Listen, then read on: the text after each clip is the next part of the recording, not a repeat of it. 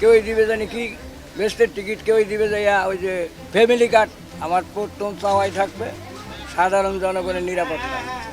দ্বিতীয় নম্বর চাওয়া থাকবে যে সাধারণ মানুষ যেন সাইডে ডাল ভাত খেয়ে বাঁচতে পারে। তৃতীয় নম্বর চাওয়া থাকবে সন্ত্রাস চাঁদাবাজি এইগুলা যেন না থাকে।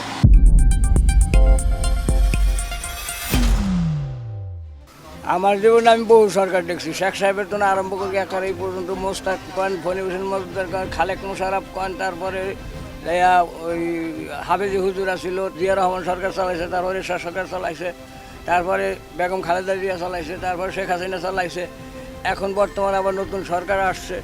আমার এগুলা সবই অভিজ্ঞতা আছে যে কোন পিলে কোন দেশটা কত সুন্দর চলছে। জিয়া রহমানের সময় যখন জিয়া রহমান ক্ষমতা আসে এই দেশে অনেক দুর্ভিক্ষ ছিল, অনেক মানে যেগুলো কল্পনা করার কিছু নাই, মানুষ কালাই ডাইল খেয়ে বাচ্চা রয়েছে।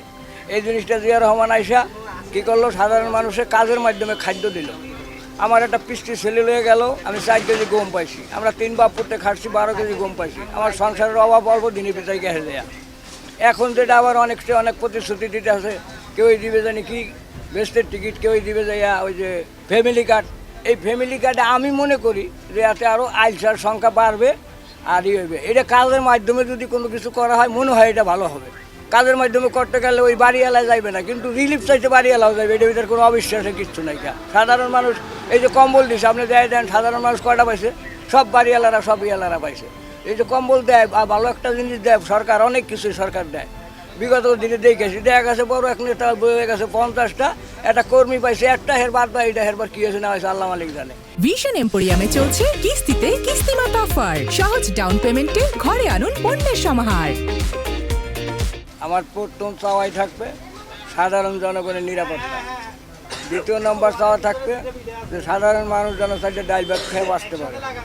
তৃতীয় নম্বর চাওয়া থাকবে সন্ত্রাস চাঁদাবাজি এইগুলা যেন না থাকে।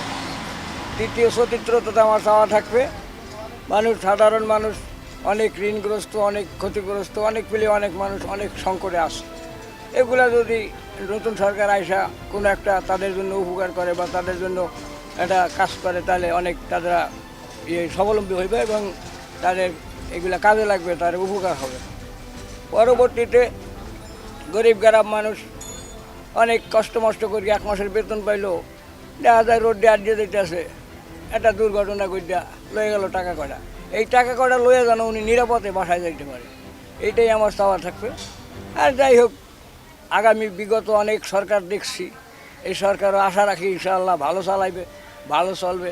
আগে আমাকে আমলে গেলে আমরা পরীক্ষা দিছি, আমরা 100তে পাইছি 33, তাতে গুড। আর এই যে বিগত যে সরকারের আমলে দেখছি 100তে 100 পাইছে, হ্যাঁ তো পাস, না পাইছে ও পাস। এই ধরনের শিক্ষা যেন না হয়। এতে হইলো আমি মনে করি এতে ছিনতাই রাহাজানি বাড়ার সম্ভাবনা বেশি, বেকার সমস্যা বাড়বে বেশি।